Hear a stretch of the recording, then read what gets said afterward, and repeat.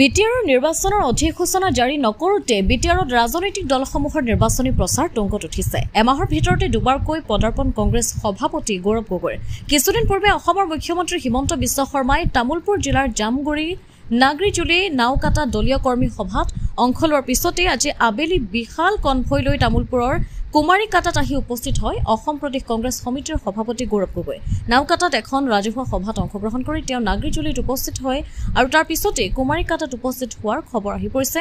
গৌৰৱ গগৈ কুমাৰীকাটা সাপ্তাহিক বজাৰত প্ৰৱেশ কৰাৰ লগে লগে তেওঁক দেখা কৰিবলৈ শ শ পুৰুষ, মহিলা, বৃদ্ধ, যুৱক-যুৱতীসকলে ভিৰ কৰে। গৌৰৱ গগৈ বজাৰত পদব্ৰজে গৈ সাধাৰণ ৰাইজ, দোকানী, পথাচাৰী আদিৰ লগত আলাপ আলোচনা কৰাও দেখিবলৈ পোৱা যায়। নেতাগৰাকীয়ে ৰাইজক উদ্দেশ্যি কয়, বিজেপি চৰকাৰখনে ভিচিডি দুৰ্নীতি হোৱাৰ অভিযোগ উত্থাপন কৰিছে, কিন্তু দিছপুৰত কাৰ চৰকাৰ আছে, দিল্লীত কাৰ চৰকাৰ আছে, এইবুলি মুখ্যমন্ত্ৰী ডঃ হিমন্ত বিশ্ব শৰ্মাক কটাক্ষ কৰিছে গৌৰৱ গগৈয়ে। বক্তব্য প্ৰসংগত গৌৰৱ গগৈয়ে কংগ্ৰেছ দলে ৰাইজৰ কাৰণে ৰাজনীতি কৰিছে, ৰাস্তা ঘাটত উন্নয়নৰ বাবে ৰাজনীতি কৰিছে, ব্যক্তিগত লাভৰ বাবে কংগ্ৰেছে ৰাজনীতি কৰা নাই বুলিও মন্তব্য প্ৰকাশ কৰা পৰিলক্ষিত হয়। এই অঞ্চলৰ বিটিচি অঞ্চলৰ ইতিহাস আপোনালোকৰ সন্মুখত প্ৰকাশ কৰিলে। মনত পেলালে যে কেনেদৰে প্ৰয়াত তৰুণ গগৈদেৱৰ দিনত অসমত শান্তি আহিছিল, বিশেষকৈ বিটিচি অঞ্চলত। আৰু ইয়াত আমাৰ বিধায়ক দিগন্ত বৰ্মন ডাঙৰীয়াই ভালদৰে ক'লে যে অহা বিটিচি নিৰ্বাচনত কংগ্ৰেছে যুঁজিব আৰু তেওঁ নিজে বাৰম্বাৰ ইয়াত আহি আমাৰ কংগ্ৰেছৰ প্ৰাৰ্থীসকলক সহায় কৰিব। সেইকাৰণে এতিয়া আপোনালোকৰ ওপৰত নিৰ্ভৰ।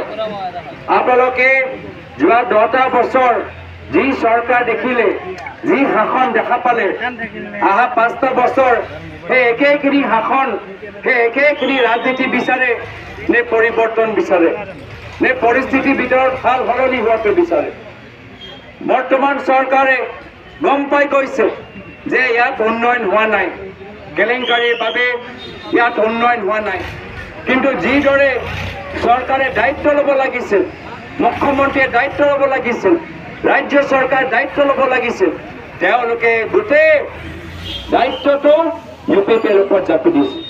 কিয় UPPৰ ওপৰত গোটেই দায়িত্বটো এৰি থৈ গৈছা? তোমালোকৰ চৰকাৰ দিছপুৰত নাই, তোমালোকৰ চৰকাৰ দিল্লীত নাই। যদি ইয়াত ডিচি কেলেংকাৰী হৈছে, তো তোমালোকে বাৰম্বাৰ পইচা কিয় এৰি থৈ গৈ আছে? তোমালোকে পইচাবোৰ কিয় বন্ধ কৰা নাই? তোমালোকে কি তদন্ত কৰিলা?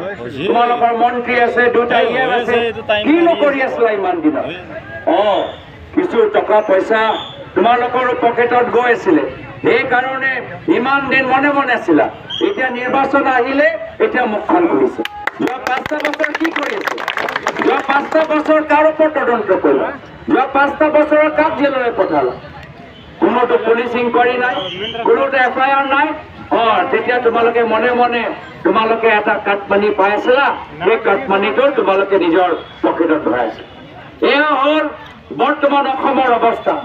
আজিৰ তাৰিখত এটা সৰু দোকান চলাবলৈ যথেষ্ট কষ্ট, এটা সৰু ঘৰ চলাবলৈ যথেষ্ট কষ্ট। প্ৰত্যেক ক্ষেত্ৰত টেক্স, GST টেক্স, সিন্ডিকেটৰ কয়লা, পাথৰ, মুৰ্গী, কণী টেক্স, ব্ৰইলাৰ মুৰ্গী টেক্স, আজি তাৰ পিছত ৰাজনৈতিক টেক্স, UPPLৰ বিজেপি দলৰ পালি নেতাসকলক টেক্স দিব লাগিব, সেইটো টেক্স।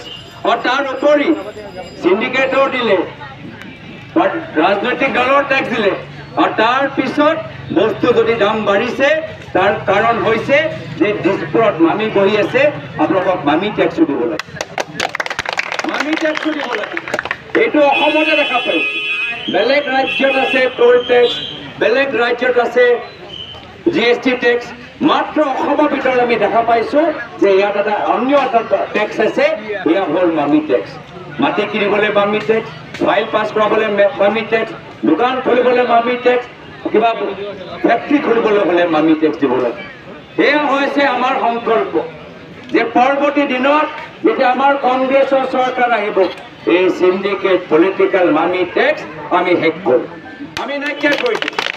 পুনৰবাৰ আমি চৰকাৰ গঠন যেতিয়া কৰিম, সাধাৰণ ৰাইজৰ বাবে কৰিম, আপোনালোকৰ ল'ৰা ছোৱালীৰ উচ্চ শিক্ষাৰ বাবে কৰিম, আপোনালোকৰ দোকানবোৰ আৰু ভালদৰে চলক তাৰ বাবে, আপোনালোকৰ স্কুলৰ যোৱা ৰাস্তাবোৰ মেৰামতি হওক তাৰ বাবে, আপোনালোকৰ ঘৰত শুদ্ধ খোৱা পানী পায় তাৰ বাবে, আপোনালোকৰ অঞ্চলৰ নামঘৰ বাথৌ মন্দিৰবোৰ আৰু উন্নত হওক তাৰ বাবে। আমি ৰাজনীতি ব্যক্তিগত স্বাৰ্থৰে কৰা নাই। মই তৰুণ গগৈৰ পুত্ৰ, প্ৰায়ত তৰুণ গগৈদেৱে এটাই কথা আমাক শিকাই গ'ল যে ৰাজনীতি হ'ল ৰাইজক সেৱা কৰিবলৈ। মই ৰাজনীতি নিজৰ বাগান খুলিবলৈ কৰা নাই, মই ৰাজনীতি নিজৰ হোটেল খুলিবলৈ কৰা নাই, মই ৰাজনীতি নিজৰ চেনেল খুলিবলৈ কৰা নাই।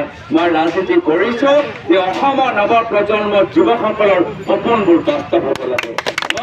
তামোলপুৰৰ পৰা পৱন বড়োৰ ৰিপৰ্ট, অমৃত নিউজ 24/7। অমৃত প্ৰবাহ অসমীয়া সাপ্তাহিক কাকতৰ ডিজিটেল সংস্কৰণ অমৃত নিউজ, সত্যৰ সন্ধানত অমৃত নিউজ।